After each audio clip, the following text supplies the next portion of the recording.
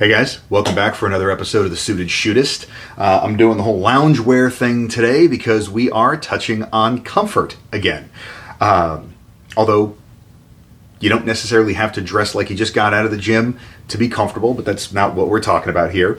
And the first installment of this sort of unintentional series was the video that I did, basically my little sort of tirade on how I hate the expression guns should be comforting, not comfortable. I'll let you watch that one on its own. I think it still holds up, but that's not what we're talking about today either. What we are talking about are the instructors who I think bear mentioning because they are making an active, conscious choice to foster an emotionally and a psychologically comfortable learning environment. A physically comfortable learning environment is important too, but that's going to be its own video, so stay tuned for that.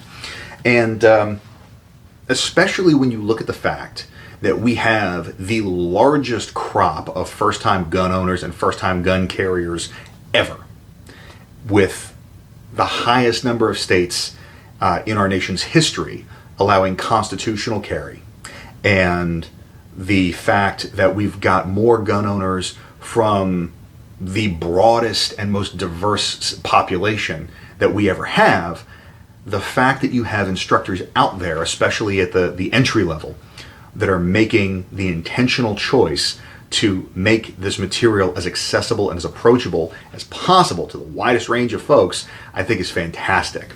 Because, I mean, let's be honest, some of the kind of caricatures and tropes of the gun world are not necessarily ones that paint the most welcoming picture, and some of them have merit and some of them don't, but I don't really want to get too far down that rabbit hole. I don't think that it's productive. But saying that, let's talk about what I do want to focus on. Right out the gate, I've got a friend, his name is Mike Abla. He's up in Oklahoma. He just recently hung a shingle out with Inclusive Defense.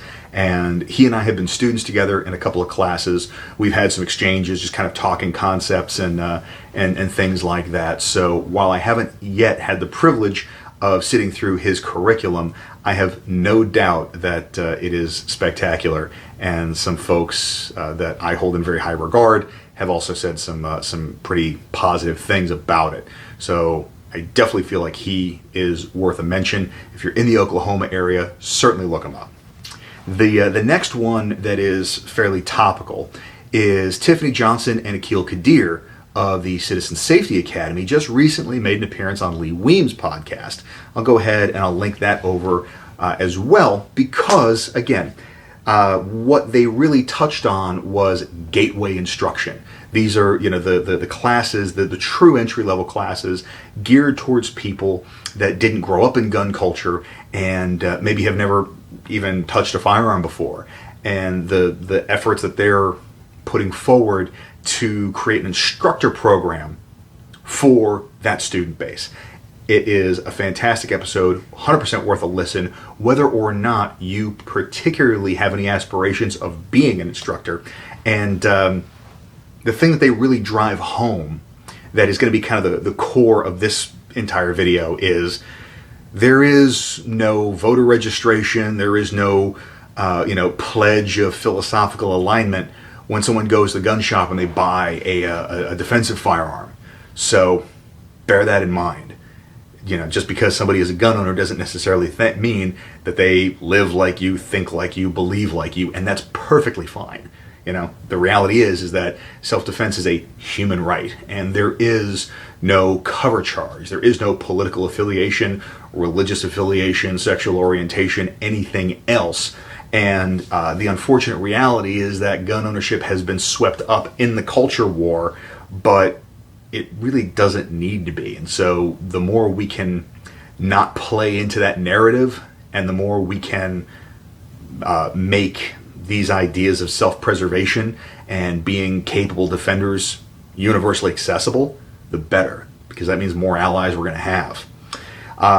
Another one is the Citizens Defense Research Group, specifically John Johnston and Melody Lauer. They have done some really fantastic work with less conventional sort of alternative at-risk communities. and they've talked about that on their page. So I would definitely go and kind of check that out as well. John is a very close friend of mine. He's been a mentor of mine. So there's definitely some bias in terms of their work.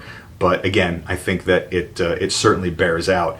And another guest that made an appearance on the Lee Weems podcast, Rick Remington, out in the Pacific Northwest, is one who, again, I think is worth highlighting in terms of the guys that are making this material as accessible as possible to the widest possible group, and without this just turning into a love letter for a variety of instructors, because I could probably do this for like 30 minutes. But number one, I'm not going to pad my runtime like that, and people would just tune out by then. But the point that I'm trying to drive home here is twofold. Number one, the consumer base is there. And so the more we can do to welcome in the widest variety of enthusiastic gun owners and gun carriers, the better. That means that you can't be a polarizing dickhead. And unfortunately, especially with the dialogue in social media over the span of the last several years, there's been a lot of entertainment value that people pull from being antagonistic and polarizing, sometimes just for the sake of it. And it's one of those where there's instances where I feel like it does more harm than good. So, your values and your beliefs are going to be your values and beliefs. I'm not going to sit here and tell you that they're wrong or try and change somebody's mind. But in the same vein, if any of those values and beliefs are anything other than as it pertains to should people allowed to be owned guns for defensive purposes, it's completely fucking immaterial. So there's no sense in conflating the two. I think that's one of the things that honestly kind of did the NRA in a bit, was they started lumping in a whole bunch of traditionally conservative ideals with gun ownership, and it turned a lot of people off. And now they don't necessarily have the same fan base that they did previously. So let's take a look at that, because we've got a huge opportunity here to make a bunch of friends, make a bunch of allies, and show people not only how empowering this lifestyle is, but how fun it can be. Because the reality is some of the best people that I have the privilege of knowing are through the applied violence arena.